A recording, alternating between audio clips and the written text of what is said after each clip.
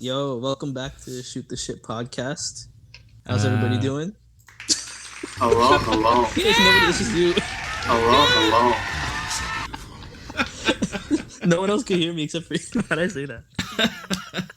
Welcome back. It's Dilly, it's Mo, and it's Shoot the Shit podcast. Episode. Yeah, you could introduce it from here on out. Yeah, man, So it was a weak start. Not gonna lie, that's okay. Dilly's had a little too much. Too much of that quarantine. Yeah, man. Yeah, welcome back. Episode 5. Thank you guys for all listening. Episode 4. No, man, it's 5. Dog, it's 4.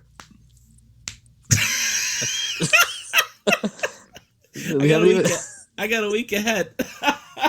All right, yeah, welcome back to episode 4. It looks like I've had too much of that quarantine. That's what I'm saying.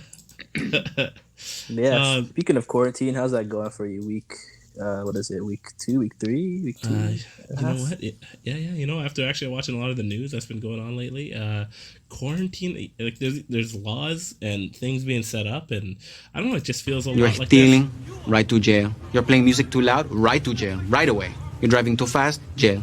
Slow, jail. You're charging too high prices for sweaters, glasses. You right to jail. You undercook fish, believe it or not, jail.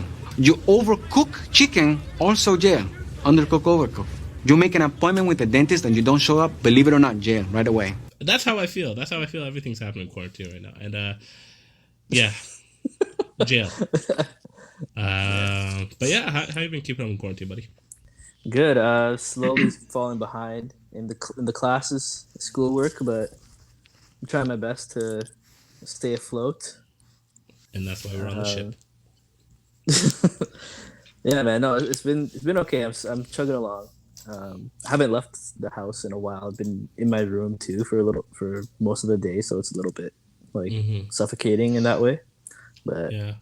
And where's home again for you? Windsor. Ooh. Windsor. Yeah, I'm at the southernmost part of Ontario. Yeah. Pretty much. Well, you know what? At least you're home. You know, I heard your dad sneezing earlier, coughing. His sneezes can move mountains, man. Yeah, it's so loud. It moved me, man. It moved me like emotionally and physically. Yeah. Oh, ooh. Okay, I don't know about emotionally. That shit just moved me physically. I'm be honest. It was very touching, man. Like, yeah. Well, What? What is this? Do you hear that? bro. What happened? Oh my god. What's happening? Does that mean there's a guest on site? Does that mean there's a guest on site? Oh my god, I think it does. And what anthem is that? It's nothing more than the Italian anthem. Hey! Andrew Laveria. Ciao. Grazie. Hey, Andrew, how you doing, buddy? Hey. Wow, Right. what an intro.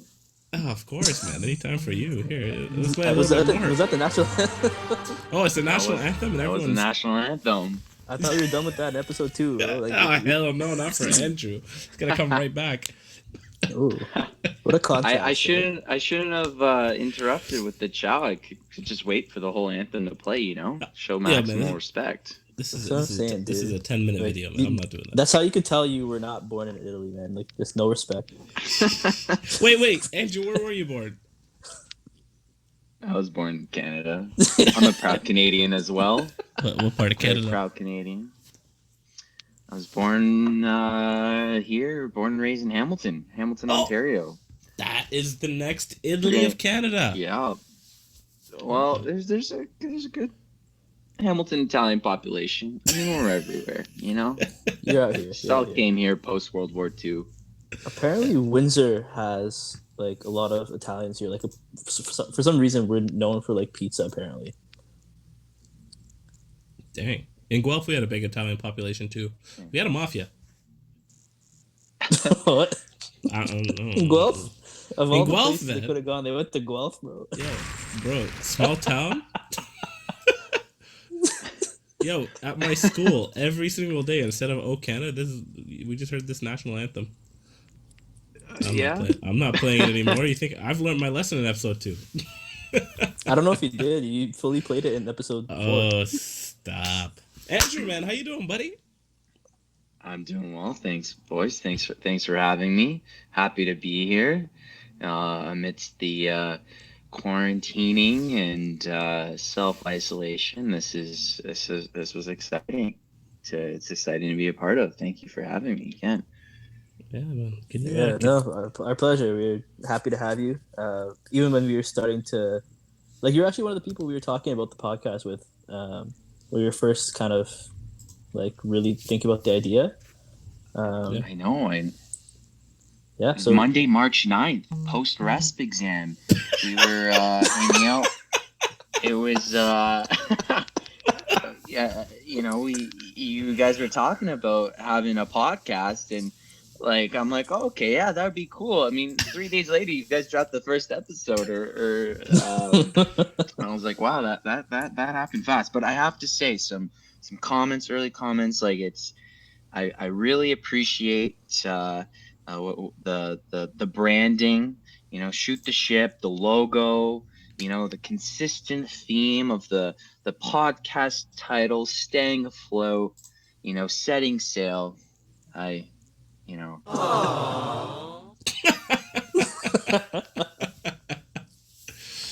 man, no, thank you for that, yo. Much love. Yeah, But I don't know about the 45 minutes talking about candy though, but that's another story in episode yo, 1. Get out of this with that, man. Yo, everybody. it's our most popular episode, bro. Who's this man? Oh. All right, and that was Andrew. Thank you, everybody. Oh man, you know what? We got a lot. We got a Oh, lot. am I done yet? No, we got a lot we want to talk to you about. Okay, so Okay. Andrew, we did this with Justice. We did this with ourselves, and we want to keep it rolling because there's one thing that I've known is I've known Andrew separately from Dilshan when you knew Andrew, and you knew Andrew much longer. Yeah, I called dibs. And you called dibs. So, True. Andrew, why don't you tell us a little bit about how we all met?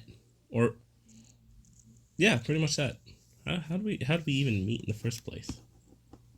Well, I don't know if I can recall the first instance, but in listening to the podcast, I think it was with Justice, or you guys were talking about O Week and when you and Justice met. Like, I have a recollection of talking to you about how you were a DJ, and I was like, this guy's too cool. Like, I can't, DJ. Wow. I mean, I love music. And then I don't know what's, I think, being in the same academy, U of T Med is split into, four academies? Yeah.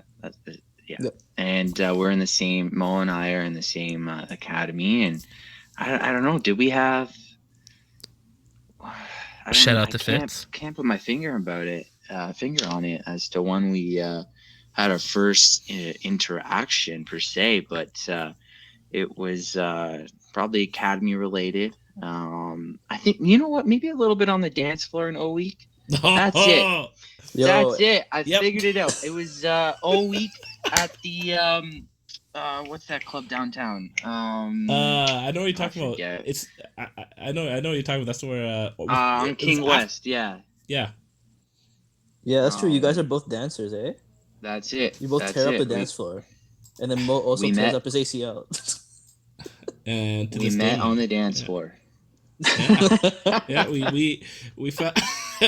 Actually, speaking of dancing, actually, yeah, my we did have a guest question, and this one comes from Edwin, to ask about your insane dance moves, Andrew. Where did these insane dance moves come from? Because I see you pop, lock it, drop it, everything. Wow, thank you. Wow, that's a great question. Thank you to Edwin, if you're listening, for this question. Better be listening. If.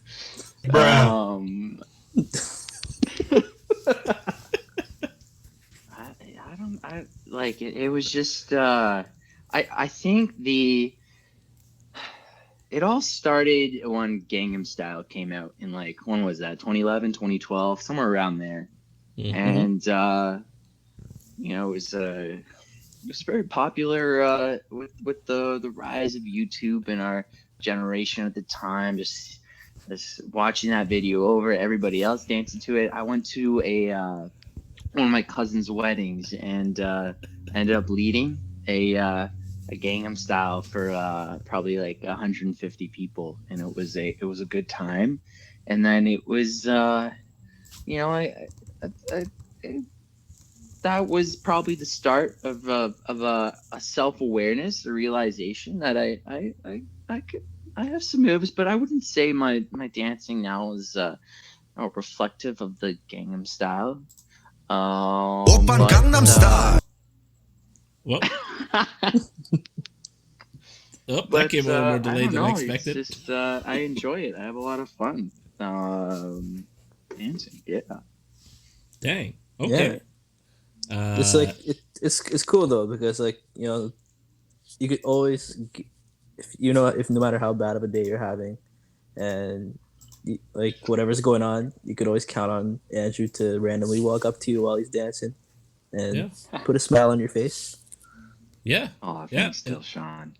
Oh, thank you, a gentleman. I was just saying it's a highly recommend some daily dancing to alleviate the quarantine blues. It doesn't matter if you got the moves. Just try to let music uplift you and get moving. But I mean, what can I say about the dance? Yeah, I enjoy it. It generally is quite a surprise to people, though, I'd have to say. Probably like, I mean, I don't know, lanky white guy doesn't suggest I have the dance moves, but I'm getting a little perhaps racial here. Actually, Andrew, I was gonna say the first time I ever seen you, it wasn't on the dance floor. And it wasn't even me talking to you. It was during the talent show.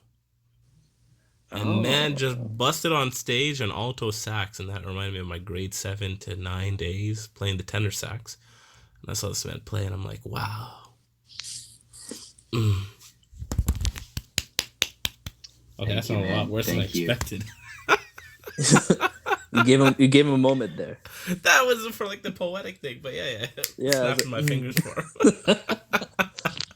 But that was pretty cool. So then I think afterwards it was actually through I think it was through Katie and them. Yes. Shout out Katie. Shout out to Cal, Katie Wilkins. Katie. Actually, you know what? She has, I mean, maybe down the line you can have her as a guest and put her on the spot here, but she has a Gangnam Style mixed with Highland dancing YouTube video out there, which is an interesting combination, I must say. Definitely have to see that. But yeah, I was actually talking to Mo about it today. Like, I think she'd be a cool guest. Like, I think so. Know her as well as you guys do, but from what I hear, it's a cool person. So yeah. There's a lot of really cool people in our program right now, and definitely a lot of people to check 100%. out. And huge list right now with what we're working with, to be honest. It's pretty cool. A lot of people have reached out too, so we're trying to fit in, the best sequence that we can, and everyone will get their time to shine. Yeah, it's cool too, like to get to know people that you don't know as well, or to learn new things about people you know very well. Yes, absolutely. Yeah. It's a fun way to. Sorry, go ahead. No. It's a fun way. What? Well, it's a fun way to, I guess, get to know people. Like I learned some more about Justice, and in our class, like there's like, I don't know if this is what you guys intend or vision, but it could be like a podcast version of like the humans of 2T3 or of U of T Med. Could be. Yeah, we kind of ran that idea initially, but I think it's gonna be grander than that, right, Dilly? Always. Oh, it's gonna be. We're the grandest. people Good to to ever hear. create content. Yeah. Good to hear. I I'm mean, trying to. I'm there's trying more to. to life than you have of med students, right? Exactly. Exactly. Yeah. Wait. So Dilly, I was surprised that you knew Andrew well before. How'd you guys meet? Yeah. What was that? How, how do we, oh, so back in our undergrad and the health sci program, uh, I'm probably gonna get I some feel flack like for saying that. you need a sound effect right now. You need a sound effect like wah wah wah. Ah, I wasn't Yeah. ready. Oh man, yeah, we were just doing yoga, and then no, I'm kidding. So we have a buddy program where it's like upper years are matched to first year students, and like kind of help them transition into university. I was not Andrew's buddy, but I was friends with Andrew's buddy. But then I ended up like low key being his buddy more than his actual buddy was. I think. Hmm. Is that accurate, Andrew? Yeah, that's absolutely accurate. And I mean, a positive buddy experience. Well, I think there is. Yeah, you were friends with. Hello? Hello. Oh, we lost you. Technical difficulties. Wait. Hello. I can't hear Andrew anymore. I think Andrew's gone. All right. We'll get Andrew back on the line. And we'll be back I'm shortly. still here. Oh, what the heck? I'm here. Oh. Oh, you just. Interesting. So, yeah, would you say it's accurate though? Like, I was kind of, I was first kind of taking on that buddy, up your buddy role sort of thing with you, and then I actually became friends after that. Yeah, I think it went two ways. Like one of my good friends from first year was you were her assigned buddy, and then your like one of your good friends throughout house side was my buddy. So there was like a little Little crossover relationship episode. going on there. Yeah, a little crossover, and then yeah, that's how that's how it happened, and a few years later ended up running or managing the buddy program because I had such a positive experience with you, man. Yeah, Even though you were my unofficial buddy. So the program, it matches you to people that will help you meet your true buddy. And that's Honestly, how I felt like a matchmaker. I felt like Hitch, like just Yeah, no, you had did a good little job with match that. surveys. The That other was thing fun. too with like Enjoyed it. that I think brought us kind of closer together is like we had a very similar journey towards med school in terms of our like failures and like trials and tribulations with the MCAT and all those things. I think we were in that process together more or less from start to finish, and it was nice that we got in together. Yeah, absolutely. And it was nice. Yeah, we were even like thinking back to like writing up applications, supporting each other throughout the process, and following a similar path. And even I guess there was a bit of overlap with some like music related community initiatives too. We both had an interest in that. Yeah. I think there was a bit of a connection there too, with the intergenerational music program connecting elementary students in Hamilton with seniors. But I don't think we ever did a visit together. I don't think so. No. Actually, yeah. Did you guys both get into med school on your first try, or No. how many tries did it take you guys? So for me, I didn't either. Yeah, it took me 3 tries to even get an interview, let alone get in. Really? So Yeah, you but took you 3 tries. It took me 2. It's like I'm not as a comparison. Just so to just put it out there. It was a tough process, man. Yeah, man. And I was thinking because a lot of people right now are in that process of going through med school applications and whatnot. Now it was actually in my head. Like that. What did we do during our time in between application cycles, and like what kept pushing you to keep going? Yeah, I'll let Andrew answer that one. Actually, I think it's a good question to hear from him, and then I'll jump in after.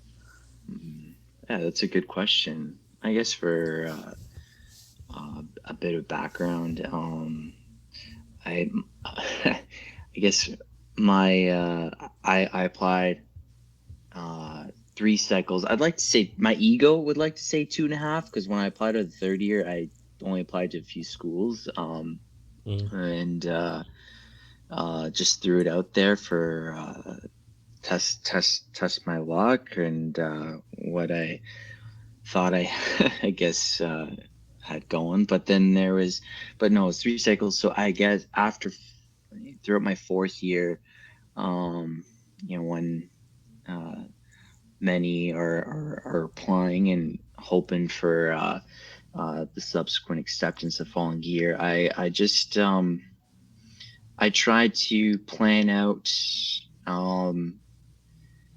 what I would do in the event it didn't happen and I didn't get an interview or didn't get accepted. And I just tried to reflect on some of my passions and interests, and were related to health related work. And I went on the hunt for a graduate degree that would help me in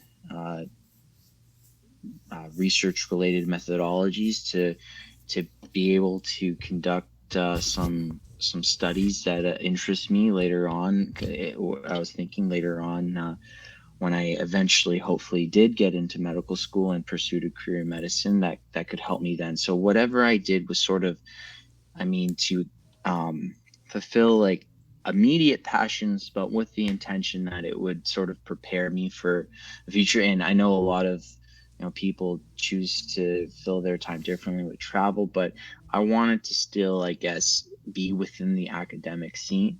I did a year in at Northwestern in Chicago in health services and outcomes research, and it was just I guess through happenstance I found this program. How I ended up there, it was really an interesting sequence of events and different sort of activities and extracurriculars that sort of just came together and really aligned with I guess the intentions of this program and what it was about. And yeah, I spent a year doing that, and very grateful and lucky and fortunate to have been accepted after that to be classmates with you guys at U of T.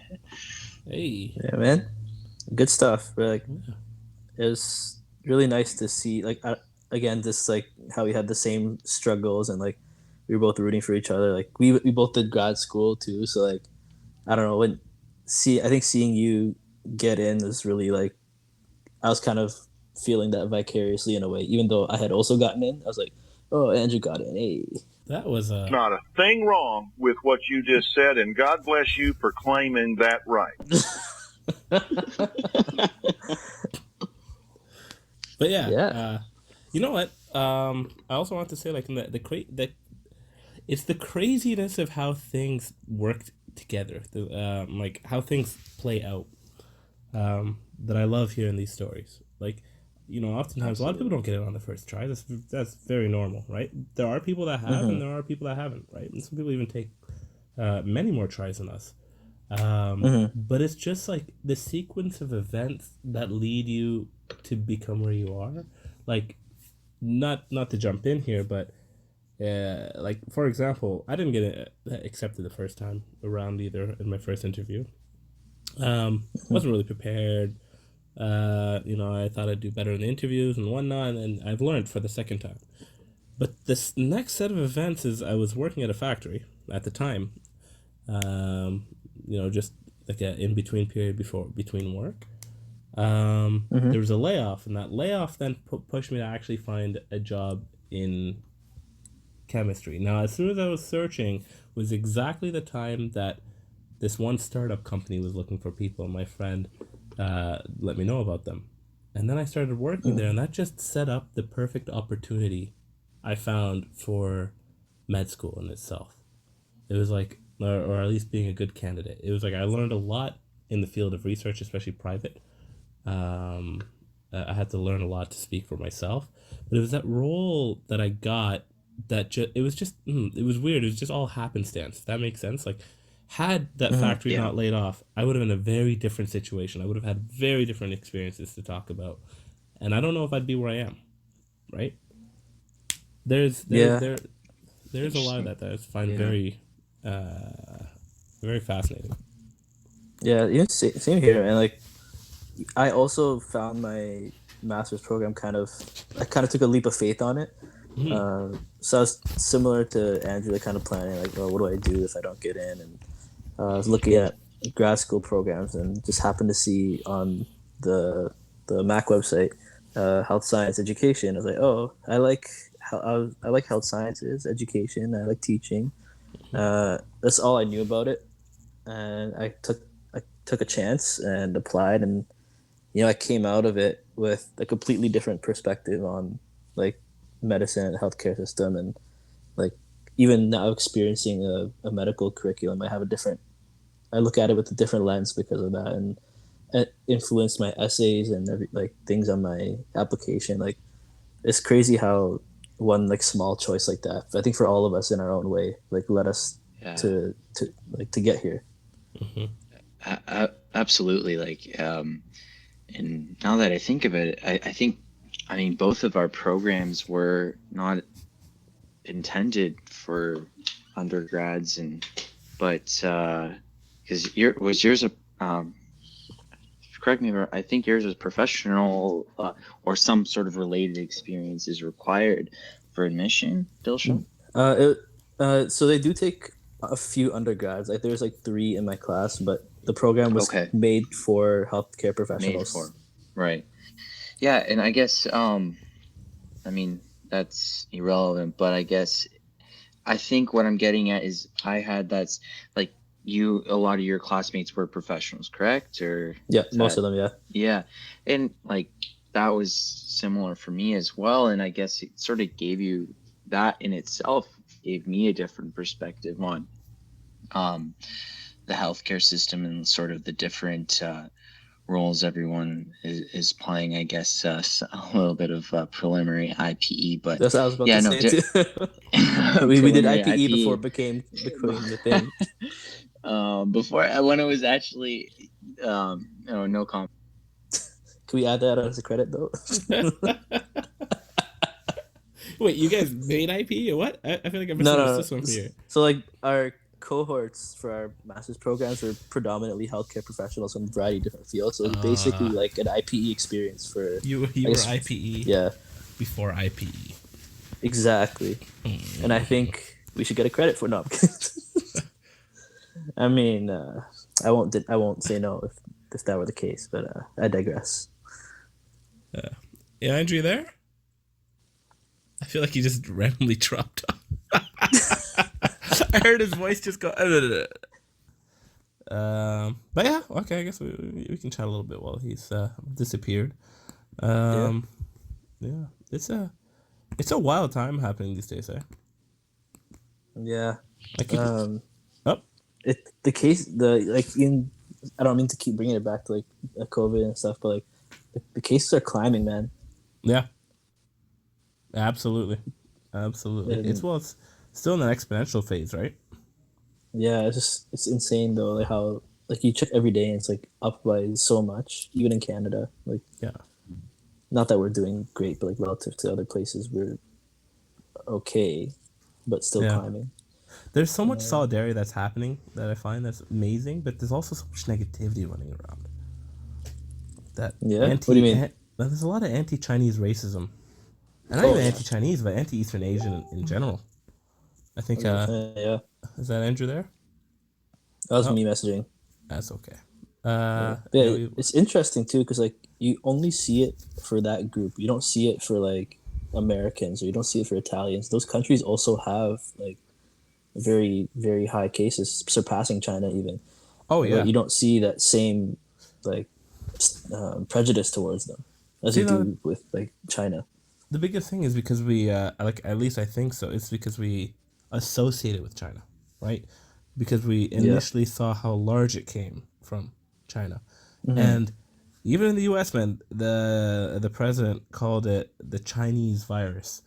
Yeah. And these guys are. Oh my god. it's a very very sharp political move on his part. He's always been very anti-China, and definitely wants to shift the issue to them, and then take the burden away from what's going to happen in the U.S. At least that's what the way I look at it. And it's a very politically driven move, but it's very sad because that opens up the floodgates to so much bullcrap. Yeah. Right. It's like a green light to a lot of people that that see that and can say, you know what, it's like that the leader said it. I'm down to say it. Can't tell me I'm wrong. Mm-hmm. Could just do it. Yeah. Oh, he's back. Oh, he's back? I'm back. All right, sorry guys. Yeah. Welcome back. Sorry for technical difficulties. I'll restart now. Ready? Okay. Yeah. I would like to echo what Dilshan said about me. Yeah, I'm gonna just be candid. Everybody, we did have a technical difficulty, but we're now back. Andrew's just gonna try to continue on from where he was. So hand over the torch. All right, we're back online. Apologies for the technical difficulties. Or what? I think I was just talking about. Oh, looks like I have a guest. Sorry, one moment. My dog would like to join us in our call right now. By the way, his dog is so cute. Yeah. Oh man, we see the dog on Zoom. Little white pup. What's the name of the dog, man? Her name's Ella. She just joined our call. So if you hear any, I don't know, she's pretty quiet, but if you hear any barking, it's her. But her name's Ella. Ella, yeah. Shout out Ella. Shout out Ella. Ella. She's responding right now. She's wondering who's calling her. Oh, man. Dilshan's gonna get it working. Yeah, so where was I? I think I was just echoing your point about having like a different perspective on healthcare, medicine. I know for you it was like curriculum aspects and others, I presume as well. But I guess just for me, it was, I guess, the academic sort of research lens and having like exposure and just all from these courses. But I have to say, like, your program, you did a thesis, mine was just course based. So I feel like there's a huge difference there, but It's all just different strokes, different strokes for different folks. Yeah. But happenstance and getting to there, like I would have never thought I'd end up in Chicago, but Wait. Chicago? Bro, you weren't listening, dude? You went to Northwestern in Chicago. Yo, I think I disconnected at some point. Wait, what?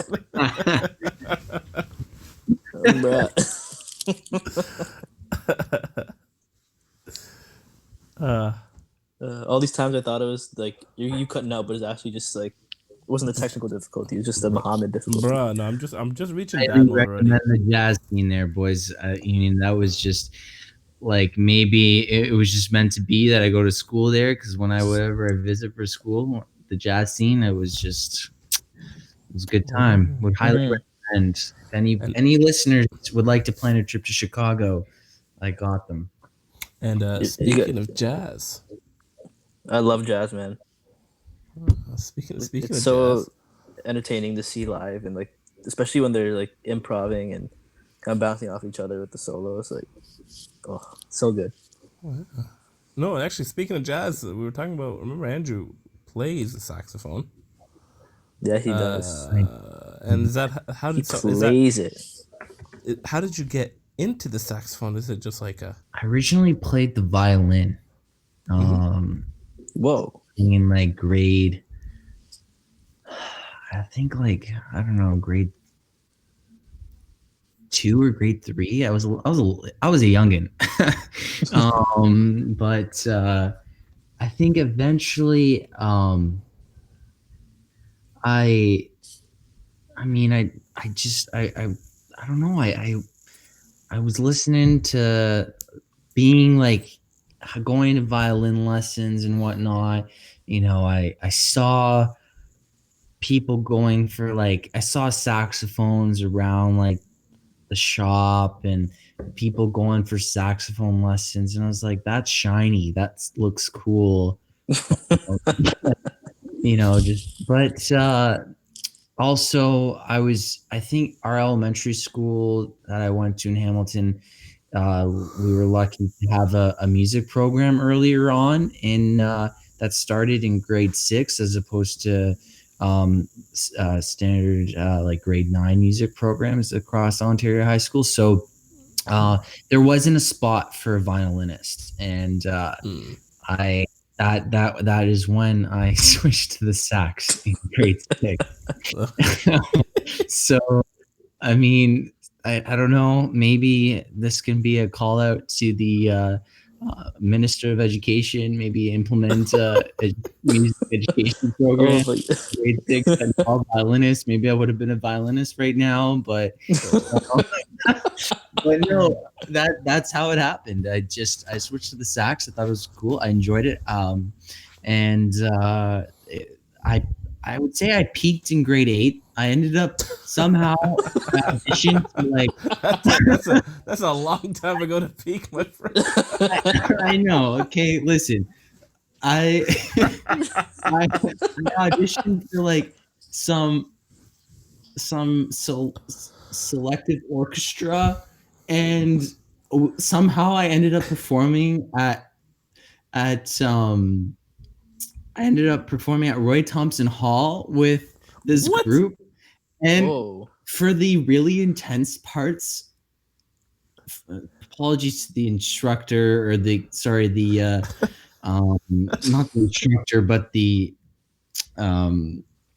composer and the what do you call the guy who directs at the front of the composer? Conductor.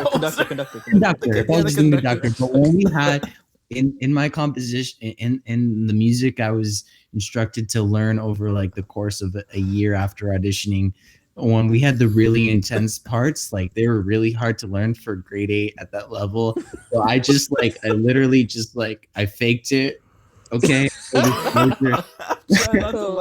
At Royal Thompson Hall stage. But I mean, I'd like to say I knew about maybe 70% of the compositions that we were instructed to try to learn. But that was and now I play for old folks who might not tell the difference if I mess up or not. So that's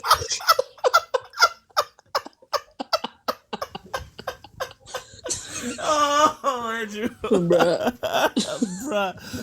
and a half. That's how it happened, boys. And then I just fell in love with jazz. Jazz is something special. Yeah, I'm just gonna say this. I'm gonna say not this. a thing wrong with what you just said, and God bless you for claiming that right. Again, you're whooping that again. All right. Oh man. No, Andrew. Especially with the saxophone, it's something with the saxophone, especially, just makes you jam out like that. Like run the solos or run like not solos, but I find it. Because I played the tenor sax before, and I definitely peaked in grade 9 and then never played again. The tenor sax, and I found when you just don't know the song, it feels like it's so easy to just wing it, if that makes sense. I don't know what the word is in terms of music. Fake it till you make it. But you know what I found out? Every time in band class, as we kept doing it, I was doing band. All right. The person in the front, the composer. You were band camp too? Yeah, I was doing band. I did band. I was playing tenor. Yeah, I also did band, bro. Oh, right. Yeah, we all got a jam.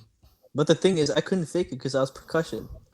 So, You can't fake that. You can't fake you that. can't fake that. No, continue. Everyone hears Oh, yeah. you always. So yeah, no. So tenor. Okay. So you play alto, right? Yes. So tenor can either be one of two things. A lot of times you can be like a rock machine, where you can play some key parts with like trumpets and whatnot. You just go in jazz machine. But Yeah. oftentimes in a setting of a band, it's played sort of this weird midline that's very repetitive, very long and slow notes. And then all of a sudden they just go like bum bum bum bum bum bum bum bum bum bum, like something like that. Yeah. And as I was every time that would happen, I would just forget what I'm doing, and I just start making random noise from the expecting that what it's supposed to sound like, and then and then we all got called out in the front, and he didn't know where it was coming from. The composer, he's like, "Okay, whoever's making that noise, stop, please, just follow the thing. It doesn't it just kills the flow of the song." And I was like, "Hush." Yeah. That sounds about right. But see, I mean, my strategy was just to play quieter to not be noticed in case I didn't know something. Actually contribute to, I mean, some sort of chaos within the composition, but contributing to the greater good. okay. And that Well- is that what you do now with the when you play for the seniors, or you just play as quiet as you can, just hope to God No. they can't hear it? I just keep going. It's just, smile and keep on playing. Like I think Muhammad's strategy would work more with the seniors. Yeah. probably. Do you hear this? Yep. That's Andrew playing for the seniors. And if man says he peaked in grade 8, I'd love to hear what grade 8 Andrew was.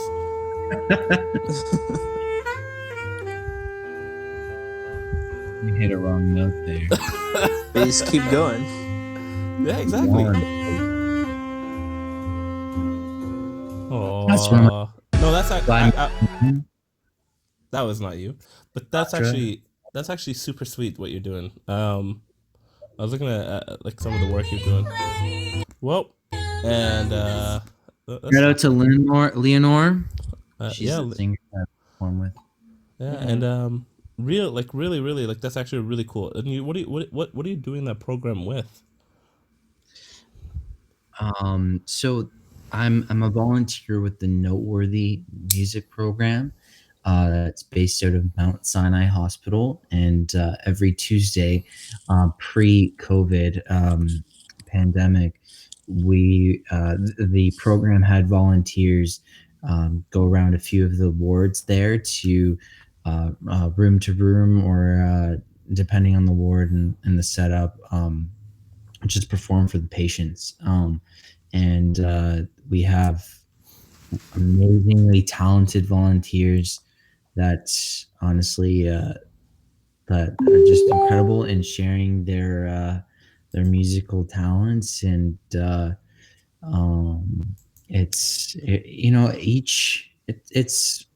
it's fun to be a part of. Like, for me, I like it's like two birds, one stone. Like, it forces me to continue practicing with the sax, because I honestly, if I didn't have the program, I would keep playing, but not as frequently. Like, having that sort of structured time cut out for me so I try to like practice new songs and when I'm performing, and that helps like just build my repertoire. And some patients are just, it's special. Like, it's like it's a privilege that this program happens at Mount Sinai, and to play for the patients there. Some of them are so appreciative, and I mean, music touches the soul, especially for some patients. So being able to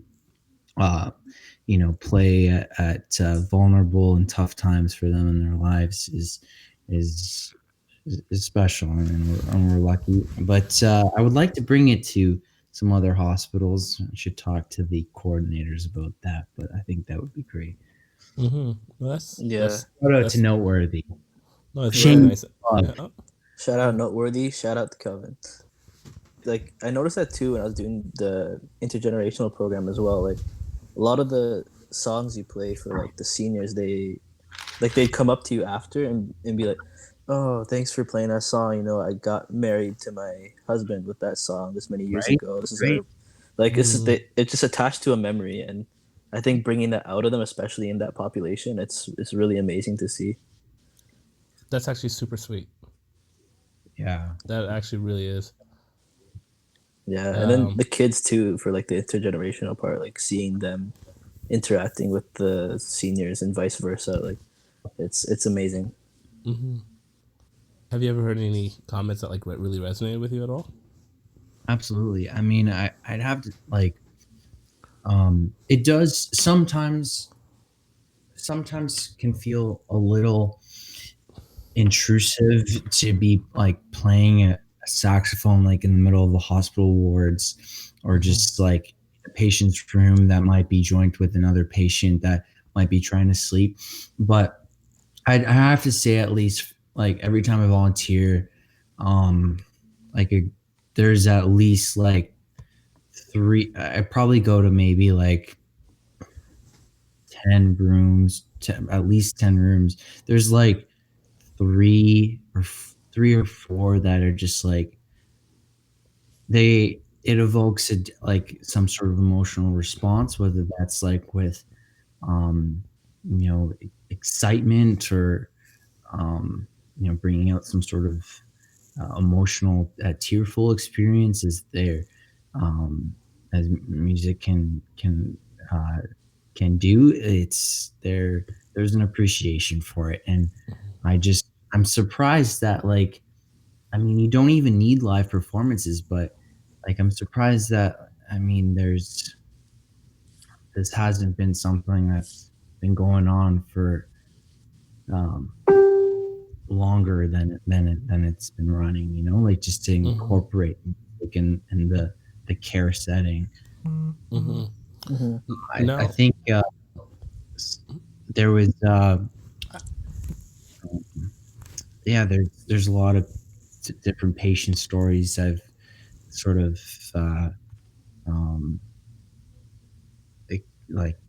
accumulated over the past year, and I've probably only volunteered maybe 4 or 5 times this past year, but there's tons of volunteers, and I'm sure they could also speak to their experiences. But I mean, going back to my Italian culture, whenever I encounter an Italian patient, I whip out the Italian music right away.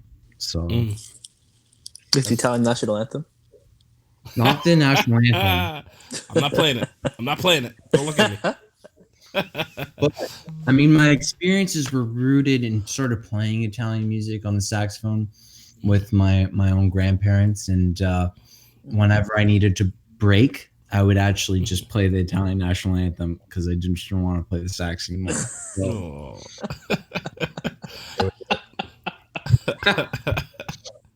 So that's exposure to the Italian national anthem, which otherwise would have been none. But yeah. I think what I really do want to give my appreciation out to the Noteworthy music programs. Mm-hmm. I hear they're looking for a Vin Diesel these days, so we're doing our best Vin to Diesel, get them one of those. And sing some Rihanna for you. Oh, and I think they deserve a round of applause. So why don't we give them one? Good job, Noteworthy program. Keep doing what you're doing. Do your best. How about that? You're like going out of your way to use a soundboard. Oh, like, I've been planning that. He's like planting these little seeds just to. But seriously, they deserve an applause. Oh man, no, that's really cool. So it's called the Noteworthy Music Program. Anybody at Toronto, if you're interested, check it out. They got a Facebook page, Instagram as well, I think. Yeah, and I think we're going to be doing some virtual performances. Oh, word! Stay tuned. Yes, okay. Stay tuned. I stay tuned and stay zoomed. Stay zoomed. I like Stay that. zoomed. Oh, That is what's going on here. Zoom culture. How about that? What's that? What? Zoom culture. Yo, Yeah. I actually like of the online platforms. I actually kind of like Zoom. It's not bad. I just don't like the paywall that they have. The what? That like, there's a paywall to it. So like, otherwise, if you're using it like as a free, it's only 40 minutes before it cuts out. It's a lot of other programs that don't have that, so I was very surprised, but it is really good for what it does. Actually, Yeah, there's something I really want to share with you guys, and it's been burning. all right. Speaking of Zoom culture, remember how we were talking about those the last week we were talking about the mayor going to the washroom incident. Now we're all in Zoom, in a lot of our online classes, and a lot of people out there that's working from home or doing anything. A lot of you guys are probably using Zoom or other conference call things. Now, in terms of school, a lot of people are abusing this. Yeah. Absolutely. So there's this one teacher here. I'm gonna play this on for you guys. So this one teacher here that's trying to get a class organized, and this is all she has to deal with all the time. This right. Osama bin Laden, Ratima, best teacher, please change your names. Your attendance has to be recorded. You can adjust your name. These are different circumstances. Lalu ki tapri, please rejoin with your name underscore your roll number. May Khalifa, please rejoin with your name underscore your roll number. Oh man.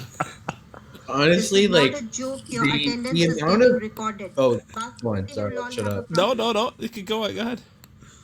The amount of like May Khalifa, obviously these are very lower your difficult and hand. scary, unprecedented times, and like this is but there's been some great content related to just the whole online learning culture and just sort of memes related to or TikTok videos to people in quarantine.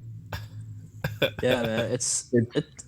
It's funny how the internet just automatically reverts to memes, like almost a coping mechanism for all this, and like it rightfully so. It's hilarious. Like some of the content coming out of here, like you're just scrolling through Facebook, like it's literally just memes. No one actually posts anything anymore. But Yeah. I love it. Yeah, because it's honestly tough, man. Like otherwise, the other media, it's just COVID-19, 150 new cases today, or these new laws. This like it gets depressing, man.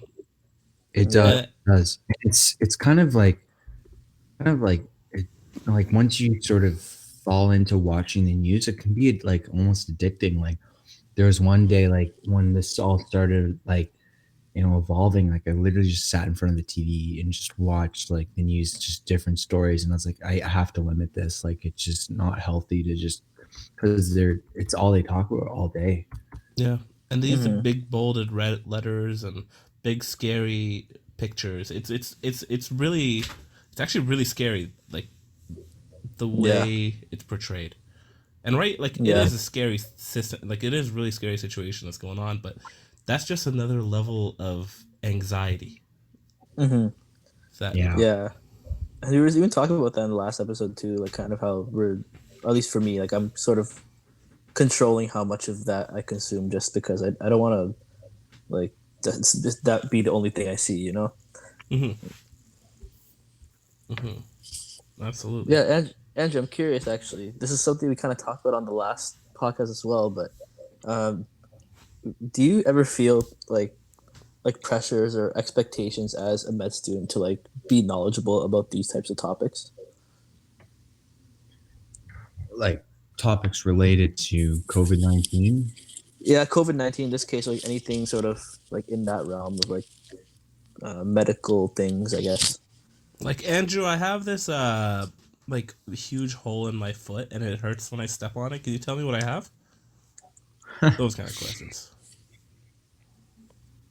I mean, whenever taught in brief discussions with like family members when they're, I mean, I think out there in with so much media about the coronavirus, I try to like simplify things, and I feel an onus to try to make things clear for family members and what they can do, and sort of like what like a what a virus is, and sort of like so they can understand, like, you know, if they have like any other symptoms that might be completely unrelated to a virus. There's could be like a, you know, paranoia of relating it to COVID, and just trying to um, you know, mitigate those misconceptions of what corona is, I think is important. And but there is a little bit of onus, but there's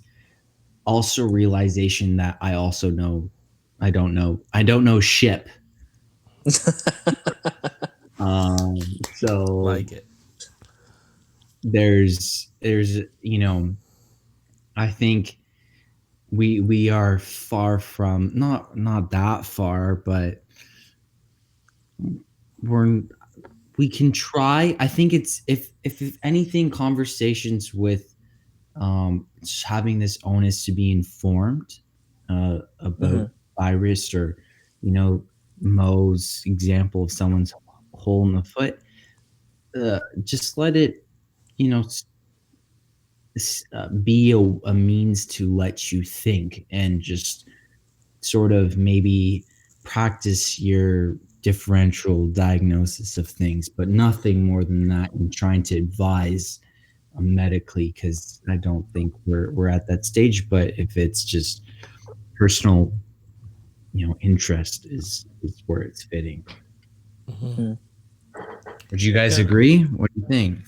No, it Yeah, seems. Agree? no, I definitely agree. Like, we should. I don't think we're allowed to be given advice or anything like that. Uh, yeah, for me, it's just I feel like there is a pressure for me to like stay up to date with things and understand things to a certain level, just by virtue of being a med student, um, versus like in my, I don't know, undergrad or whatever. I didn't feel as much of that pressure to like keep up with the news or like understand about the virus and things like that.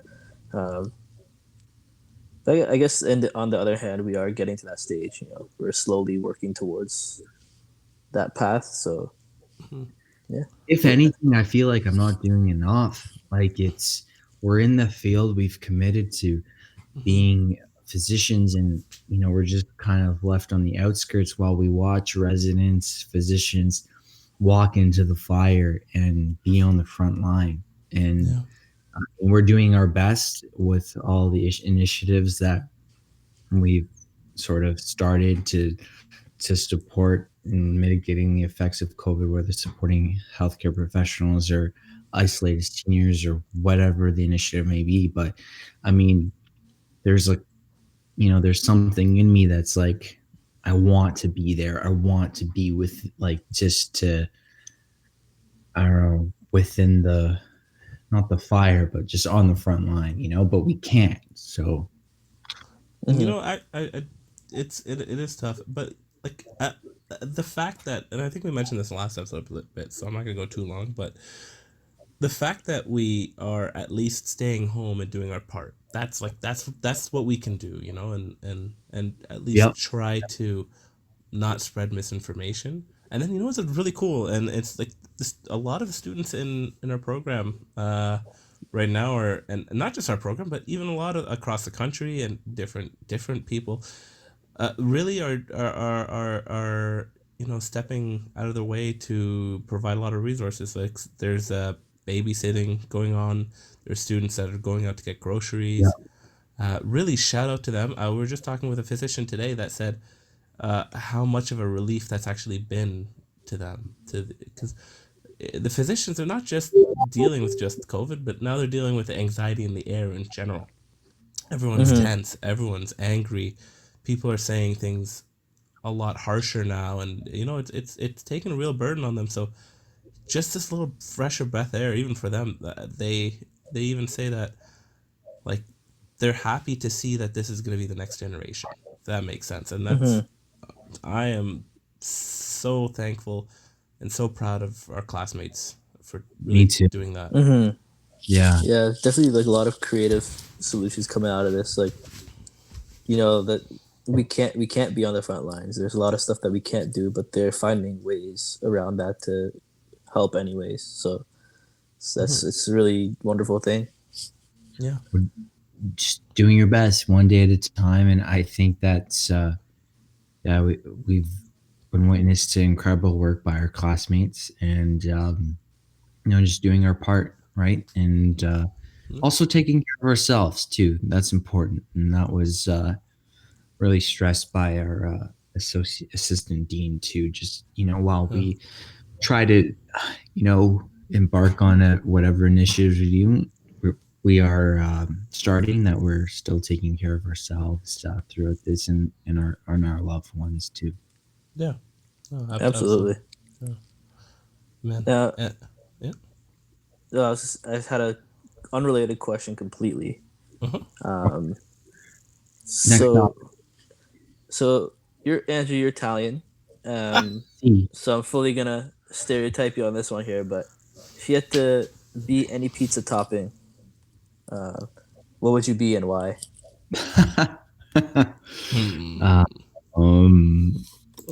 That is an excellent question. Thank you.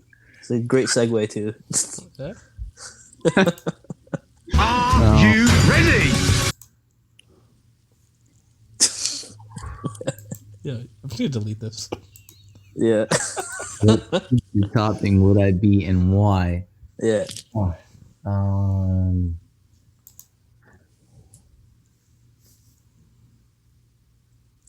I'd like to think I'm a bello, so I'd be a portobello, but mushroom. But, hold on. What's a bello? What's a bello? Are you saying bello like a bella? Not like it's the male equivalent, but no, I'd like to say, honestly, one of the most important parts of of a pizza is the sauce, and it's very important that the sauce is good. If you got good sauce, good sugo, it goes a long way. But I don't know if that's relevant to my character at all, sauce. But I think the bello response was better, but let me see here. Did you just bring these examples up just to show that you know some Italian words? Yeah, that's what Sugo. I mean, I just got a certificate for completing level 2 of the U of T School of Continuing Education, but I can't. Thank you. I am by no means fluent, but aspiring to be fluent. That's a really good question. I don't know. Thank you. Let's go with pepper. Let's go with mushrooms. I really like mushrooms on pizza. Me too. Mushrooms. I like mushrooms. Andrew, I'm gonna stop you right here. I'm gonna tell you right now, your answer. Absolutely pathetic. That's a horrible answer. Can't say a mushroom. Let's go with the portobello mushroom. Let's go with that one. And maybe I don't know, bocconcini on pizza, because I'm a softie. That's soft cheese. I'm a softie. So did you just hear that, Delshan? The man was flexing. Wait, what? The man was just flexing his Italian right hardcore. There. Like, he's still thinking about the beginning of the episode when I called him up for the national anthem, and he's like, all right, gotta say some Italian words now to show my heritage. You're right. This man just said some cheese we'd never heard of in our lives. I've been called out. Okay. The record show I've been called out for trying to flex my Italian. But yeah. Yeah, no. In all seriousness, I agree with those toppings. Thank you. Mushrooms, cheese, can't go wrong. I would have said mozzarella, but wait. You're a mozzarella, Dilshan? For pizza, like the proper mozzarella, on a I remember I went to Italy a couple of years ago, and like the pizza, like it goes without saying, it's probably some of the best in the world. But the mozzarella on there, oh my goodness, it's so good. I'm gonna tell you right now, I'm a deep dish crust. Yo, that's good too. Deep dish. Mo, Deep you'd love dish. Chicago. Brother, I'm a deep dish crust. I'm loud. I'm proud. I am deep, and I'm the complete opposite. I love the thin crust. no, I'm with you. Actually, I like the thin crust way better. You just want to say he's deep. Crust, man. Hey man, like Andrew's flexing. I'm flexing too. You like the extra sauce. Yeah. Yes. The red sauce. Red sauce. Wow. Red Class. sauce. Beautiful. Red sauce. You know what? I love that description, but it is honestly insulting. No, okay. How about this red sugo? No, that's still wrong. Okay, it's not red. That might be the color. It's red, but it's tomato sauce. Okay? Listen. Yeah, All right, Ben's low key offended. You can go to the grocery store and look at a tomato and like, I'd like the red ball, please. Okay? Like the red ball. Tomato, not a red ball. Oh, jeez. Oh, I hit You struck a nerve there. This man just flipped on me. I did. I digress. I'm sorry. You were not digressing from anything. You were on a very specific path that you intended. It's just Yo, probably one of the biggest pet peeves of my Italian culture is when people call it red sauce. Oh man! Or white sauce. What is white sauce? Yo, have you ever went to a shawarma shop and they're like white sauce, hot sauce? What on earth is white sauce? Like, what is that?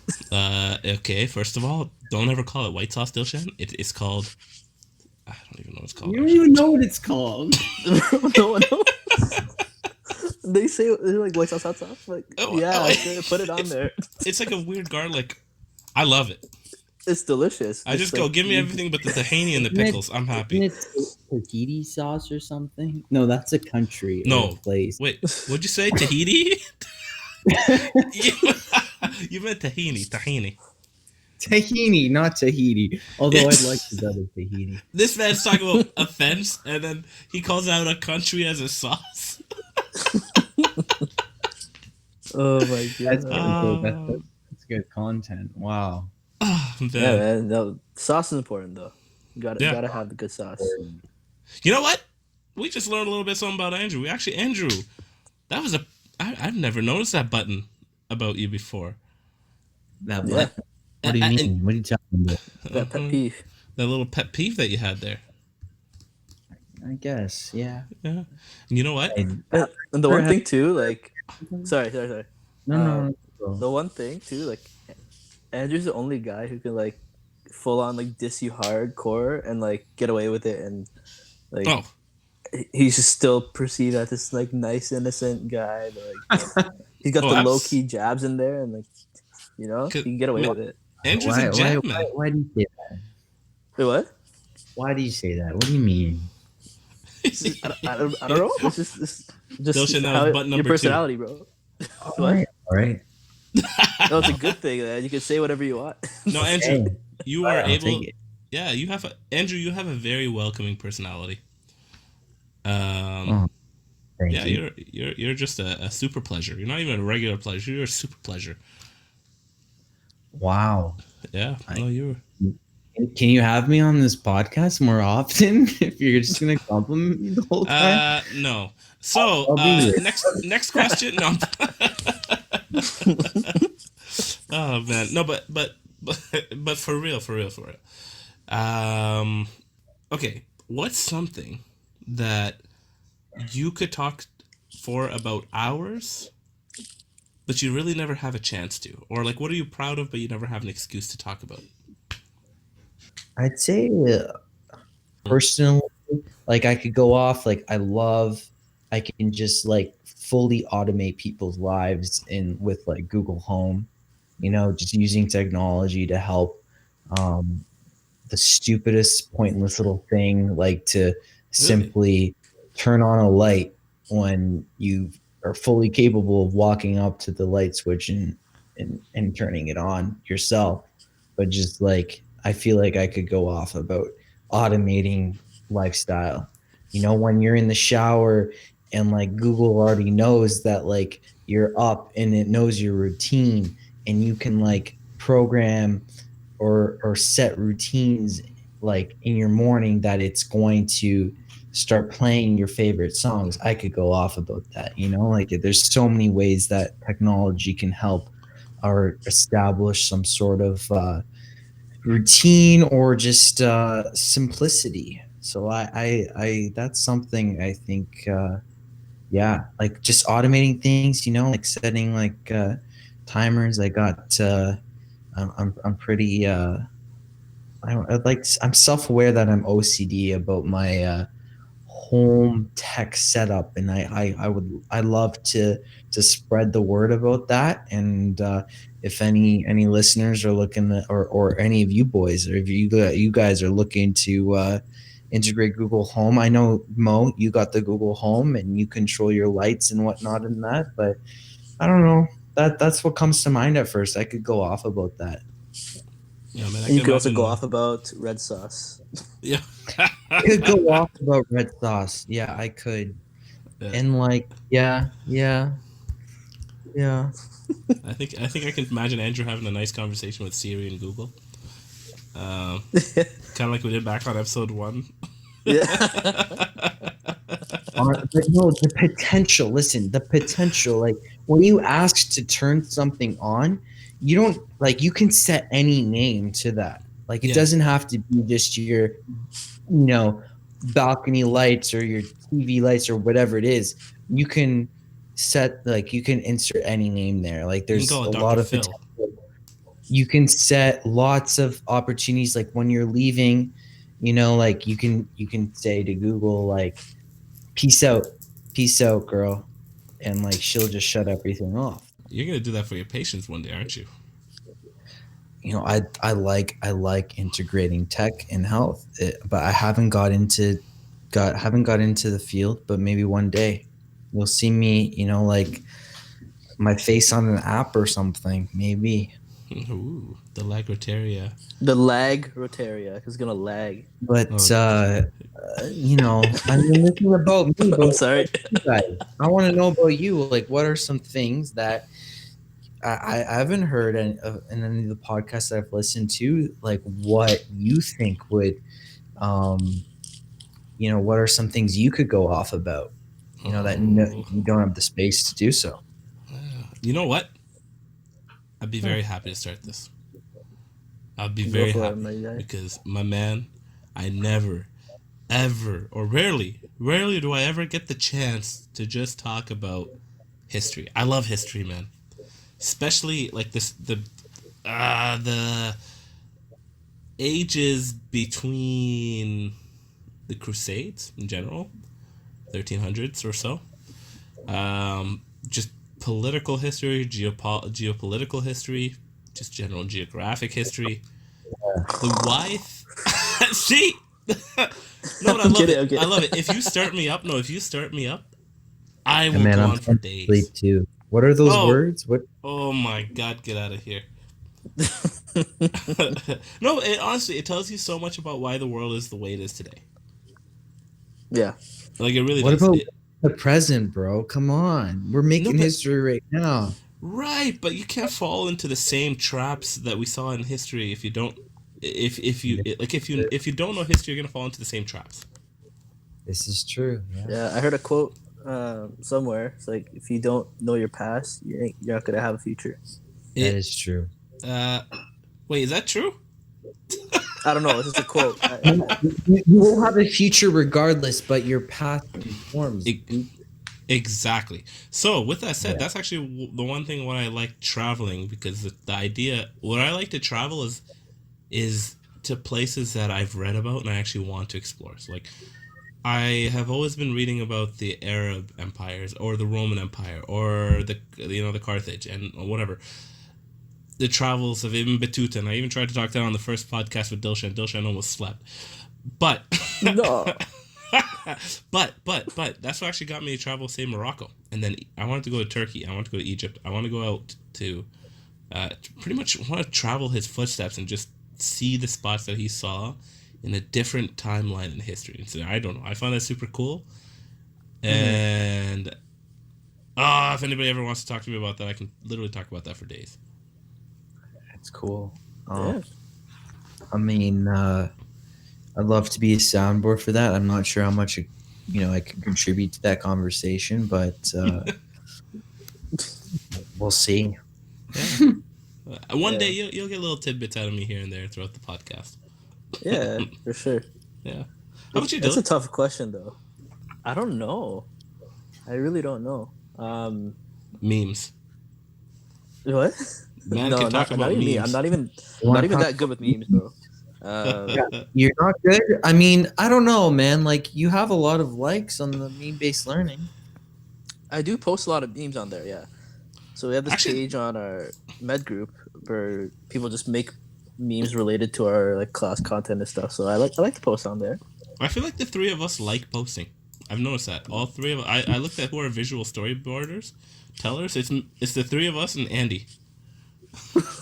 I mean, like, I think Dilshan posts a lot. Like, he posts, when he posts, you post a lot of memes. Yeah. But they're all. I think know they're what you mean. good. He posts like 5 in like one post. Right. I take so long too to make when I make those like bigger posts. Is that you gotta Like, you gotta scroll promote through them, you know? Bernie You gotta- Sanders. what? Yeah. I mean, do you recall most Bernie Sanders posts when we were on the where we're on the brink of having a U of T med shutdown for the pandemic? But a little bit of history. March 13th. At this point, everything was already shut down. Everything was closed.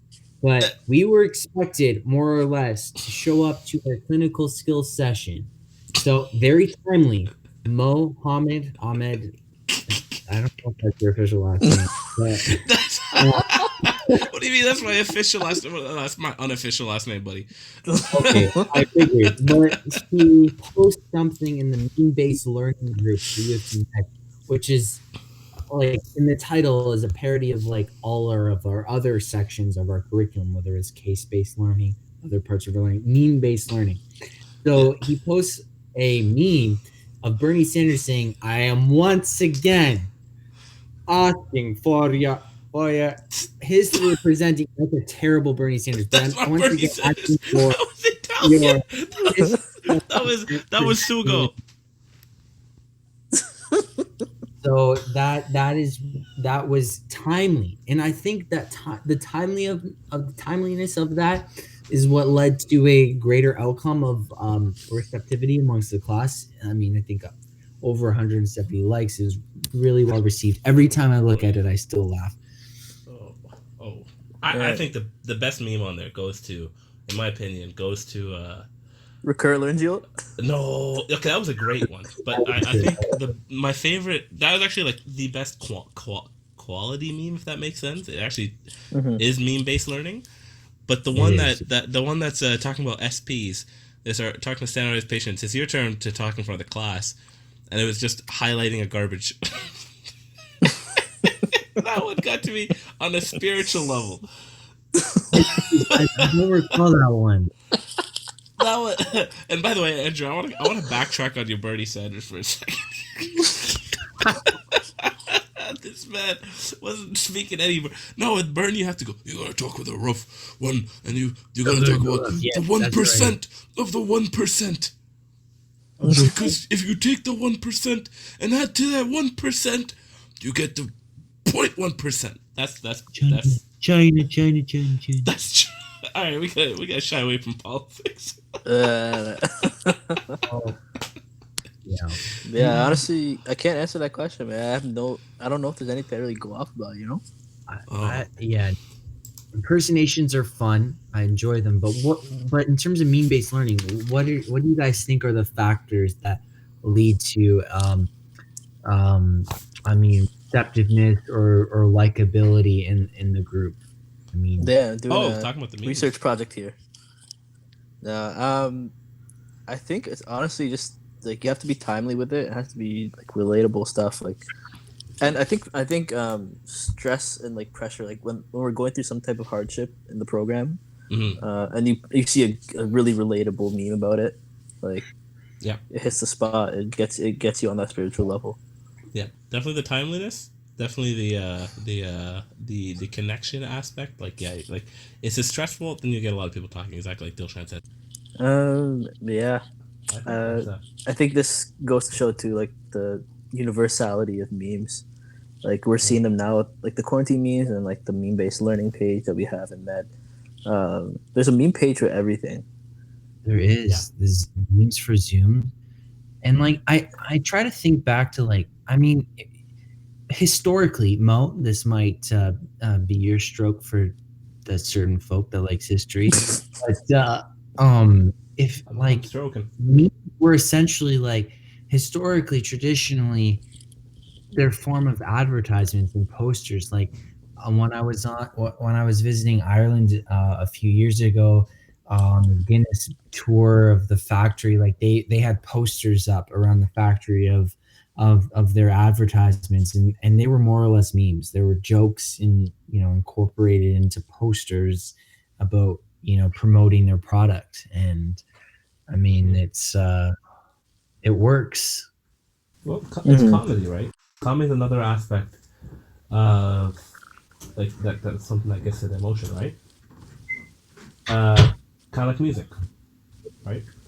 Comedy is just just an easy way of people to connect and feel like it's a good way of getting a real emotional response from people. Laughter. Yeah, and the point with music that's interesting too, like, I don't know if you guys ever noticed this, but have you ever like recommended a song to somebody and like if they don't like it, you kind of feel a little like oh no, they don't like the song that I love. Have you ever had that feeling? Absolutely. Yeah, I think that, like, my theory about that is like, we like songs because we relate to them in a certain way. Yeah. And if somebody doesn't like that particular song, maybe it's like, oh, they don't. It's in a sense like kind of a reflection of you. I'm not saying that they don't like you, but like I think it almost has that initial reaction for a second before you collect yourself and you're like, oh wait, no, it's just they don't like a song. That's it. But, I find it kind of similar with food, actually. Like, if it's like, even with food, it's like, oh, this is the best food ever, and you give it to someone. But for whatever reason, with music, it's even stronger. Does that make sense to what I was saying? Yeah, no, it does.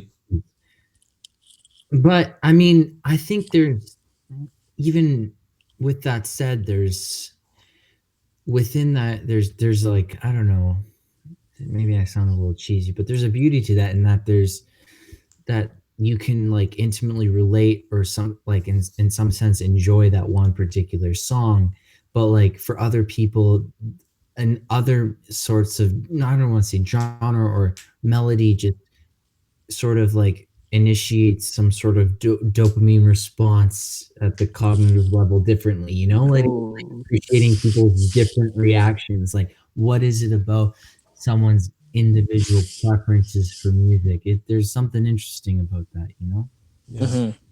That's the thing. Yeah, you get a bit of both there for sure. Like, but I do see your point. Like, there is like, you recommend a song that you love and they're just not into it, and it's like, well, I feel a little rejected. Because you're putting yourself out there sort of emotionally. Right? Yeah, it's kind of. I think that's what it is. Yeah, like, it really is kind of a vulnerability. It's kind of like, there's songs that you're shy to say you love, and those are ones that, because I like. Do you guys know what I'm talking about here? Like, if I bring it up, it's like, I'm certain a lot of people won't like it, and if you and when you say it and you really get that result, it's just like, it's a further like it's like, see, this is a part of my personality that it feels like it's like someone rejecting a part of your personality. Yeah, and like we know in our brains that it's not that, like it's, but I think that initial like visceral reaction, like just that little disappointment is rooted in that. Like it's exactly like you said, a part of our personality, part of our who we are, that's kind of being like rejected a little bit.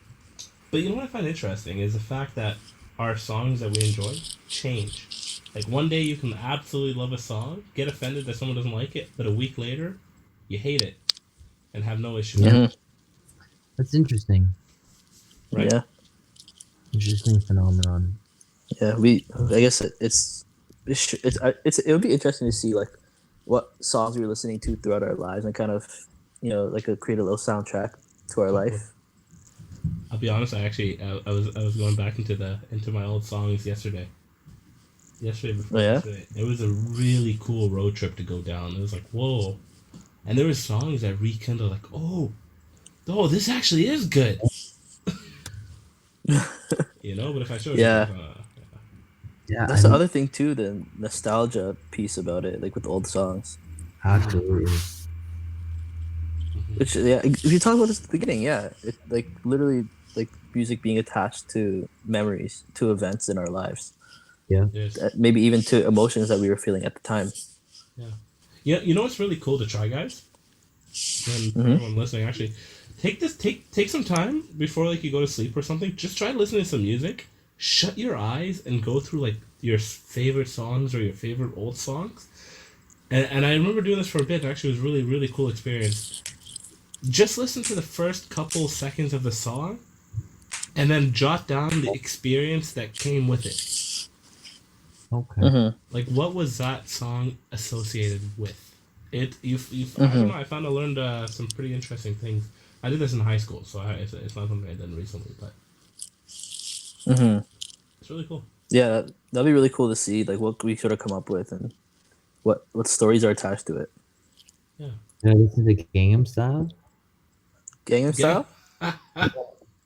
Yeah. Oppa Gangnam Style. No. That's not a bedtime song. Okay. Yeah, no. Especially you, Andrew. You start dancing all over the place. Yeah.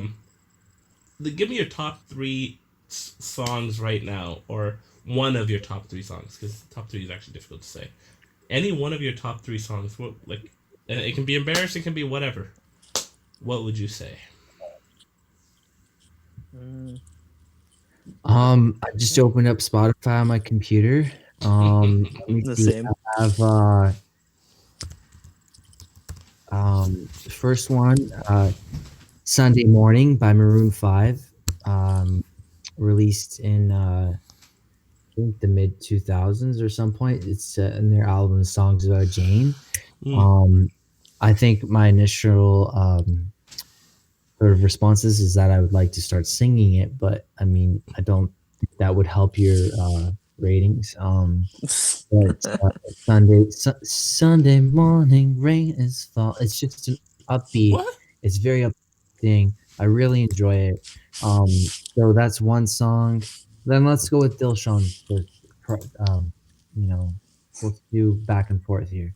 For me, um, one song I've been listening to lately is, so this guy's a YouTuber.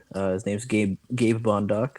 And he has a song called Sea Foam, which I really like. It got like a beach summery type of feel to it. It's really soothing. I don't know. So I like having it on sort of on the back burner while I'm doing work. That sounds great. Gabe Bondoc. You sure it's not Naruto Drillings? Bruh. Oh my god. Okay, number one song for me lately has been.